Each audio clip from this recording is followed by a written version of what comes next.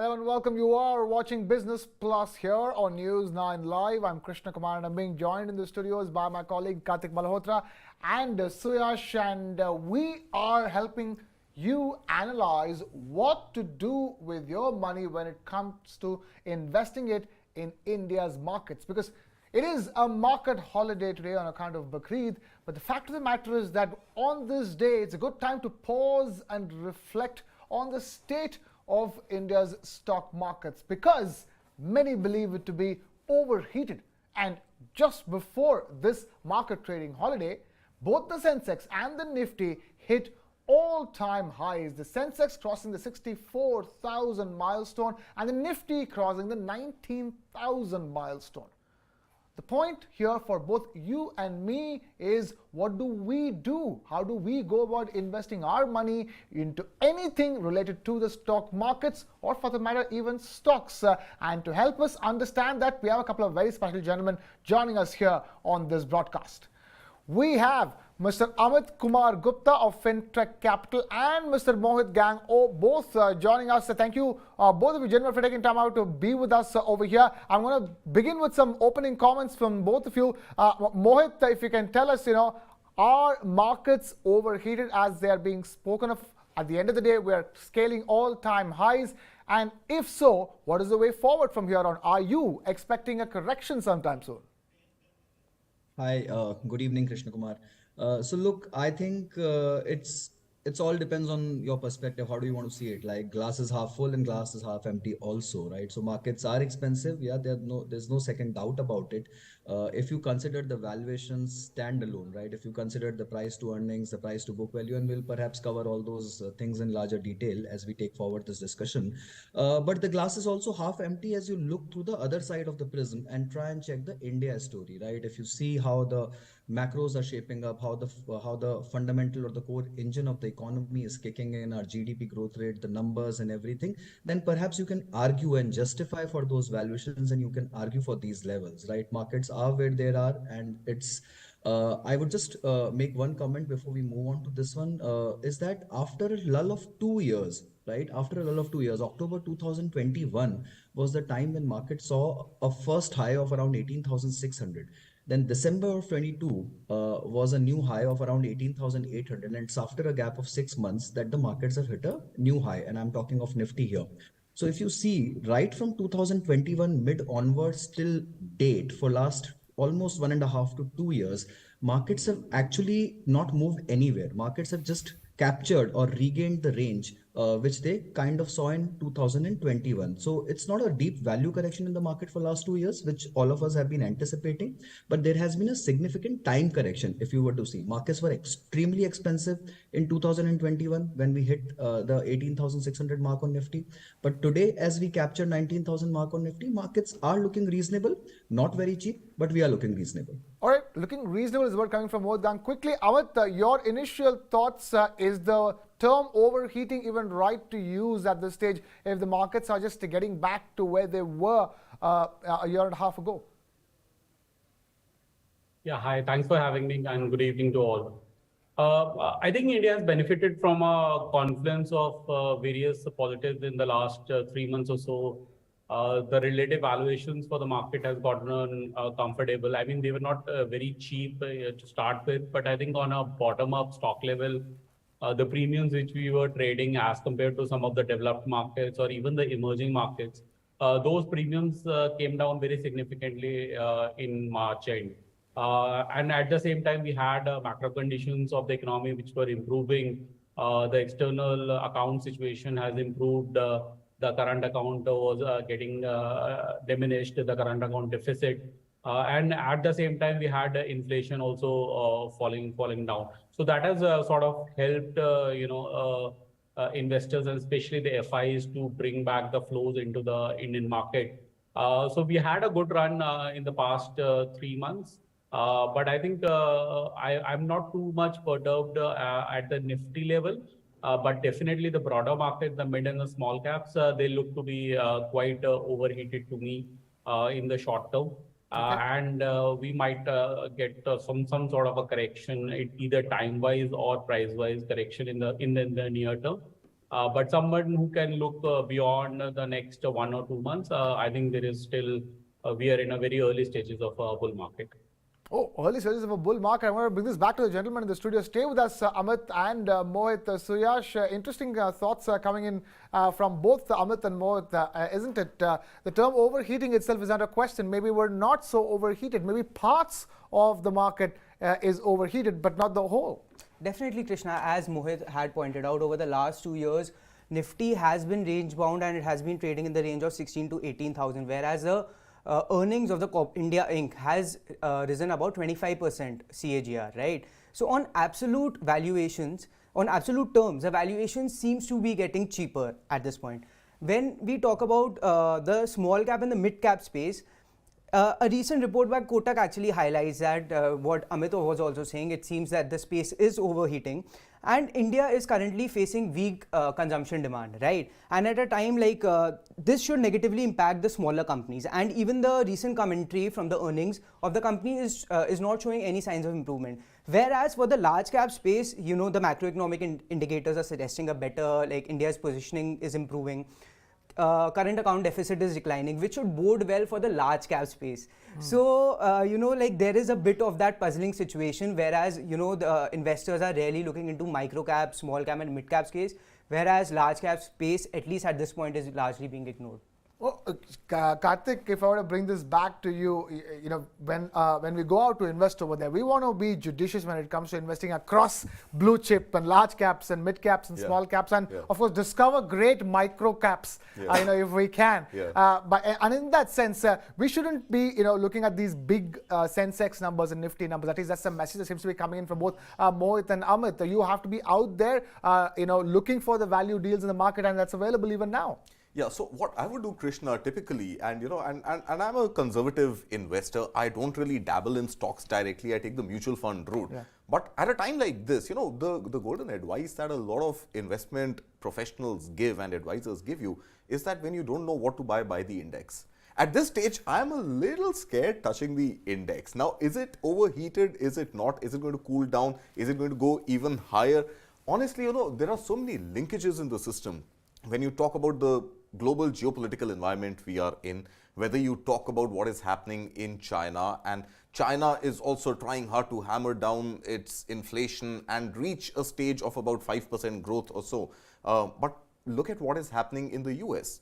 We assumed and we were made to believe that US is going to hit recession by December 2022. And estimates have revised. Now they're saying US is going to possibly hit recession in December 2023. So no economist out there is sticking their neck out and saying that, you know, maybe US will not go into recession. But Europe is technically, by one definition of recession, already in recession. All of Europe has seen 2 successive quarters of degrowth.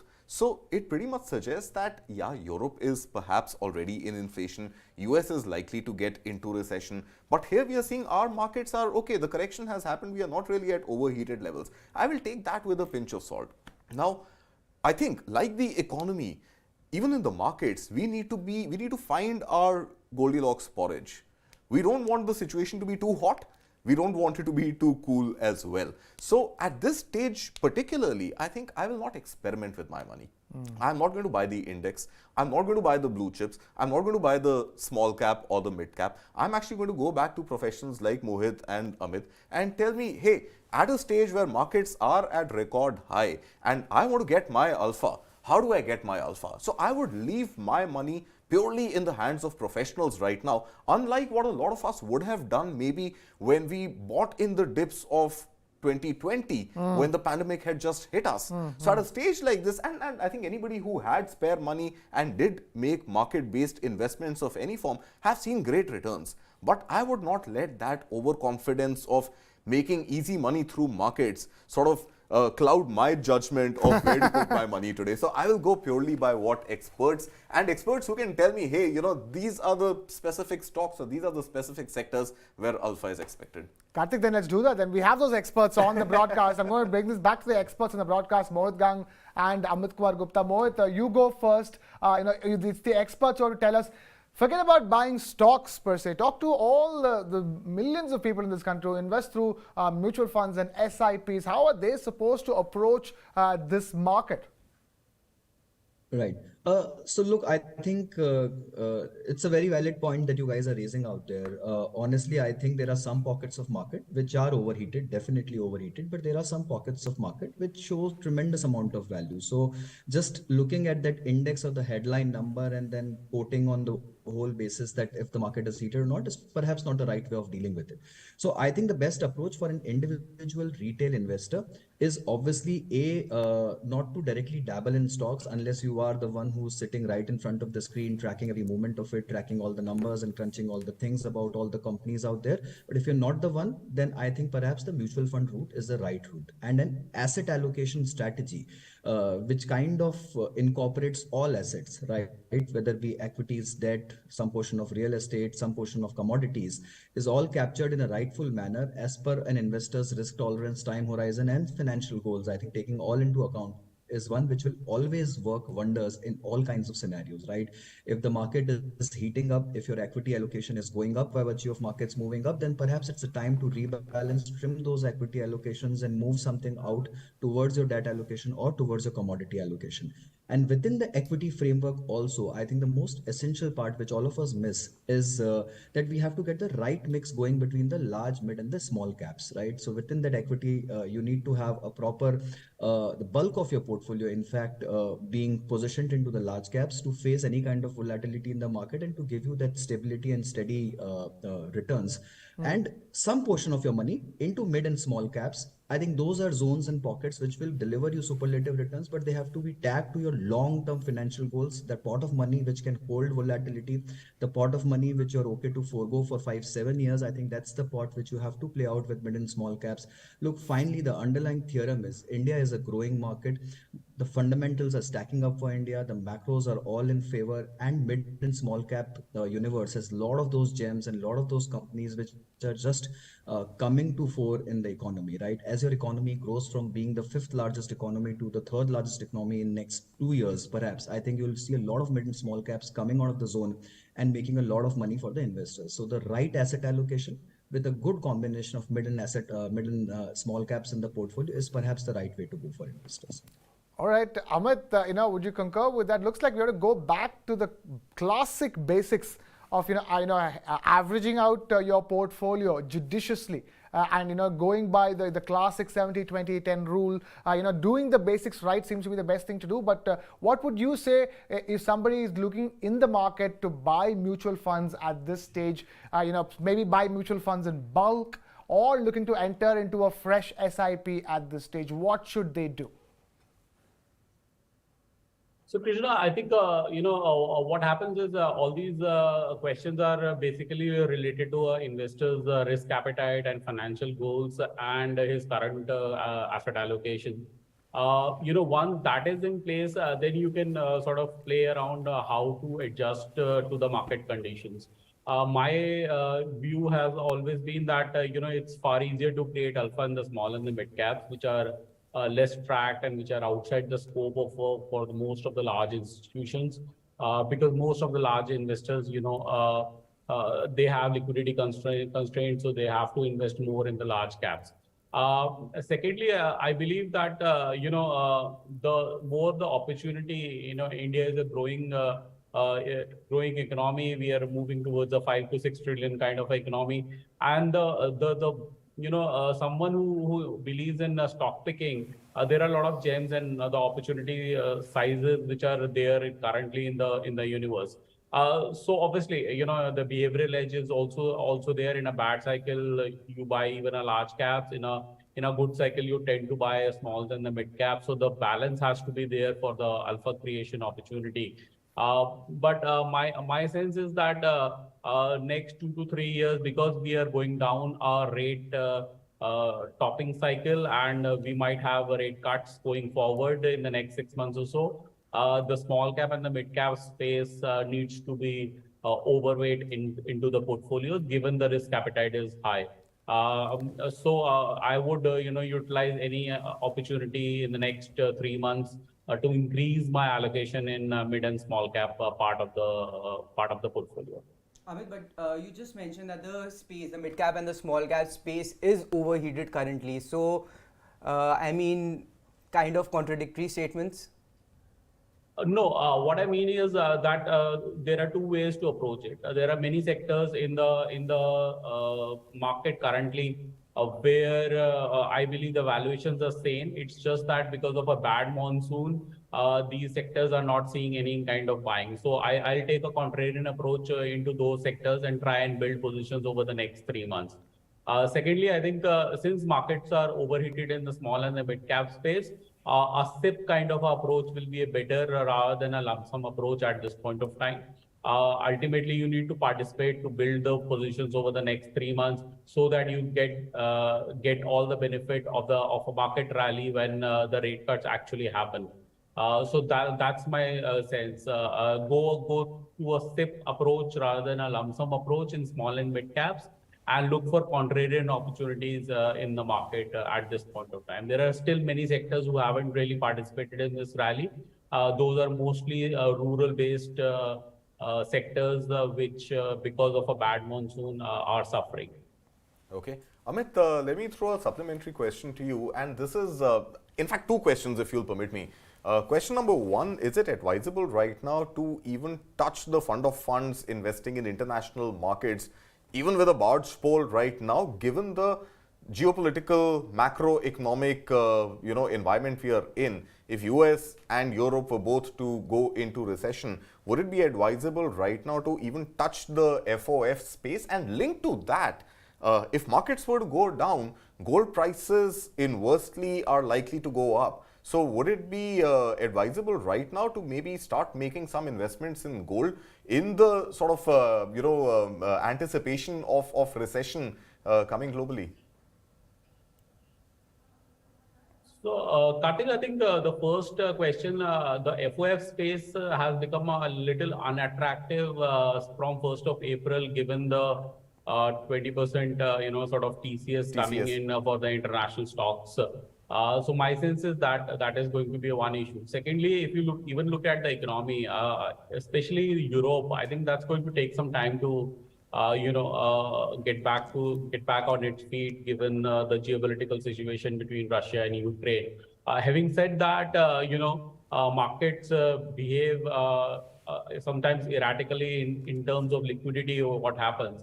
We know what has happened in the last 1 year in Europe because of the war, but still we are sitting here and CAC, France index, or whether it is DAX, they are at lifetime highs. So I think one needs to find a point of pessimism and invest into the market. If someone is trying to diversify geographically as well. Whether it has been NASDAQ in US, which has seen almost 25%, 30% rally, or whether it is, some of the European indices, even Japan has participated in this with almost a 30%, rally in the year to date. So my sense is somebody who wants to diversify, then, again, go for a SIP kind of approach rather than a lump sum approach at this point of time, because of very strong rally which we have seen in a lot of these international indices and markets. And once the rate cut starts happening, then the liquidity becomes much more easier, and then we'll see a much more broader participation happening. Okay, before you come to answer the question on gold, just for clarification, Amit, the TCS, the revisions that came, in fact, got announced through the circular just last night. To my understanding, and correct me if I'm wrong, is that up to 7 lakh rupees, even for international equity, international debt-based investments, up to 7 lakh, the TCS has been waived off, and it gets applicable at the rate of 20% only after breaching the 7 lakh rupee threshold. Is that correct? And hence, if somebody is looking at investing, let's say 7 lakh rupees or under that amount, does the strategy change? No, that's correct. The last night clarification by the Ministry of Finance that says that till 7 lakhs, there will be no TCS, and above that, there will be 20% TCS. But even if you take into that consideration, the space is a little unattractive because the limits for mutual funds haven't been raised in the past 18 months or so. Okay. So they cannot invest more than $10 million dollars and above that. Obviously, Right. you can go for a ETF kind of a space where the impact cost is a bit of an issue. But I think the mutual fund, the FOF space, which you were talking about, that has definitely become unattractive because the fund managers cannot put more money currently into the markets or into the stocks which they are owning. ETF is an option, but again, there is a lot of impact cost which comes into while investing in these kind of instruments. Okay. Right. Mohit, if I were to ask you, there is the fund of funds, but what about the classic version of investing, amidst a very uncertain times, and that is to pick the index, pick indices and invest in indices, especially when it comes to mutual funds. How much of that strategy still holds true when indices are scaling new highs on a regular basis? Yeah. Look, so I'll also just add on to the last point which was getting discussed. The FOF international space is also getting a little unattractive because of the taxation changes. Post 31st of March, I think the FOF space, the debt space, everything is getting fully taxed. Previously, you had the indexation benefit and 3-year taxation, wherein the classification of the FOF space was long-term capital gains and it was taxed after indexation. That's gone away, and now all these are taxed completely. So I think that makes it a little unattractive, in addition to all the points which got discussed. Okay, on the index side, look, I've always been a very, very big proponent of index investing and passive investing. Every investor today should have a combination of active and passive strategies in a portfolio. Given the large cap space is so cluttered in the market, the scheme sizes are so big, the fund houses are finding it extremely difficult to beat the benchmarks or beat the indices on a consistent basis. And if you go for a low cost index, the index cost today in India is roughly in the range of around 10 to 15 bips, which is hardly anything, right? And if you're investing through an index, I think you are automatically getting the advantages of alignment with the best companies or the best names in the portfolio. And plus, you don't have that high cost thing, and you don't have the you don't have to like actively monitor and do all that. So you see the data for last 5 years, 7 years consistently, there's not been a single fund in the market who's beaten the index consistently, right? So index investing is by far the best strategy. But when you come down the ladder and you come into the mid and small cap space, that's where the actual action starts happening, right? And that's where there is a lot of alpha being generated by the fund managers, and that's where you see actually active funds kind of delivering much higher returns than the indices. So investors could take some factor indices out there in the portfolio, or could go for the normal mid cap 150 index or the small cap 250 index. But I think an active fund out there justifies far more merit, because if you see the performance of the small cap funds or the mid cap funds, they've all, and bulk of them have been able to beat the index over last 2, 3, 5 years or whatever time frame you take. So my suggestion would be a combination of active plus passive. On the large cap space, definitely go for an index, avoid large cap funds, or if you really want a large cap fund, then go for flexi cap funds, because today predominantly all the flexi cap funds in the market have bulk of its allocation in large caps already, right? So all the flexi caps, if you see, they have large cap allocation between 55 to 80% in the portfolios, and very little smaller mid cap allocation. So instead of having an active large cap, have a flexi cap. And for the active participation into mid and small cap segments, you need to go for active funds out there. So, Amit, the market seems to be overheated at this point. Recessionary fears are looming in US, China, and Europe. So, is it the right time to get back into safe haven assets like gold and silver? So, historically, I have not been a great fan of gold. I personally think that the gold should be used for, mostly for end users purposes, for jewelry, etc. And there hasn't been a very great return in the past 10 years or so in far as gold.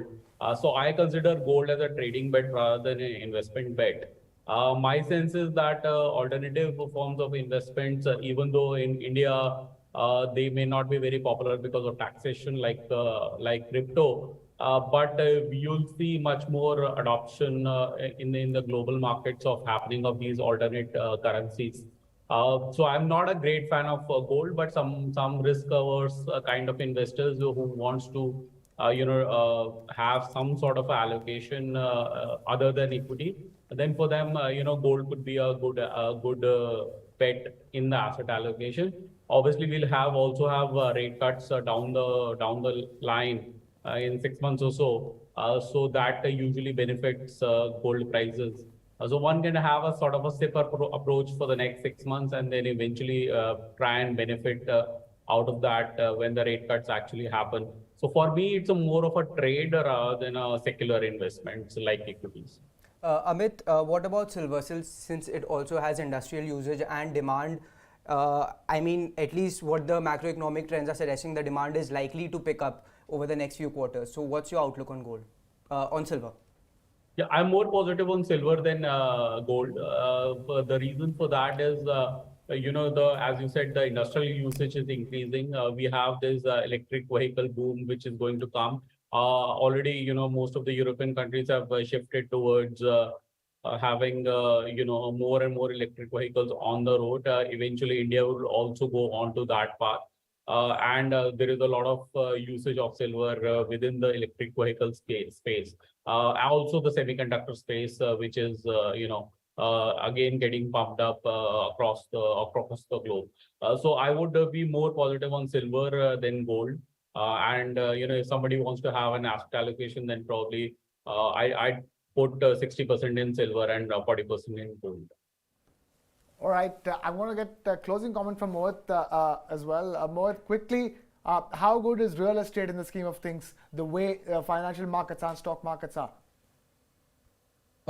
Okay, look, so honestly, I think to make a case for real estate is like finding needle in a haystack, right? To be very honest, every real estate has different significance, the location, the price, the surroundings, and there could be special situations which can unlock a value of a real estate humongous in a very different way, right? So it's very difficult. Even in Bombay, if you see, there are different zones of real estate. So my advice to all the investors have typically always been that if you really want to take a part in the real estate cycle, then perhaps go for REITs.